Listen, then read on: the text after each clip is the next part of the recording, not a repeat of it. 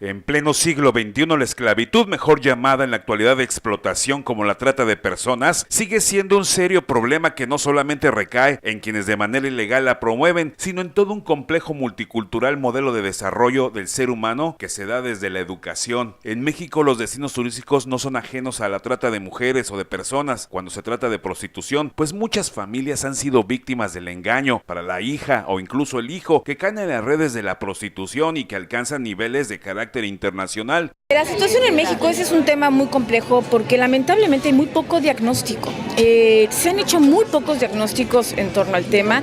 De los pocos que hay, nosotros hicimos uno en 2014 y lo que observamos es que sigue siendo un tema muy de género, es decir, sigue siendo un tema en el cual el 80% siguen siendo mujeres, ¿no? Observamos que la mayoría son mujeres entre los 16, 25 años para el tema sobre todo sexual. Cancún no es ajeno a la trata de personas y en ese sentido hay muy pocos datos en cuanto a registro se refiere, pero no hace falta ver cómo hay un creciente número de casas de citas o bares donde se ejerce la prostitución de jóvenes que quizá trabajen en contra de su voluntad. Cancún lo que se ha sabido desde hace muchos años, ¿no? Que es algo ya que ya es un asunto de muchos años, es el tema del turismo sexual, ¿no?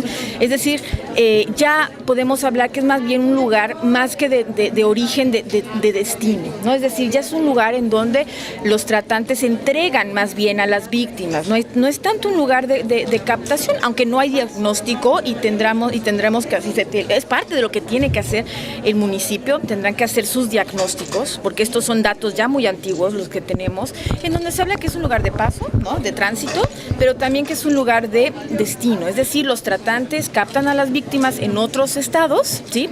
O en otros países incluso, es donde se ha llegado a encontrar víctimas extranjeras, que fíjense que es algo muy interesante porque la mayoría de las víctimas que se han detectado en México son mexicanas. Una de las armas para que en la familia no ocurra el que las hijas o hijos sean víctimas de la prostitución o incluso de caer en las redes del narcotráfico es la prevención, donde los padres de familia juegan un papel determinante. La única manera de combatir la trata de personas es a través de la prevención y la única manera de prevenir es aparte de las escuelas. El trabajo que se tiene que hacer es un trabajo en las escuelas, sobre todo en las escuelas secundarias, porque es de donde están sacando a las chicas, ¿no? Es donde están sacando a los hombres ¿no? Los captan a los chicos para la delincuencia organizada, ¿no? Los captan para la delincuencia organizada, que lo estamos viendo en varias partes del país, y eso también es trata de personas. Entonces, la recomendación es para los padres para que apliquen cuestiones de autocuidado, para que hablen con sus hijos, el tema de las redes sociales, pero también para las secretarías de educación en los estados.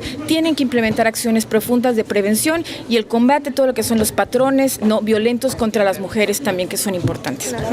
La comunicación con los hijos es de vital importancia, puede influir incluso entre la vida o la muerte, y en ese sentido no es para tomarlo a la ligera porque cuando ocurre, la vida de las familias cambian y quedan marcadas para siempre. Con imágenes de Giovanni Tamayo, Juan Carlos Mendoza, Notivisión.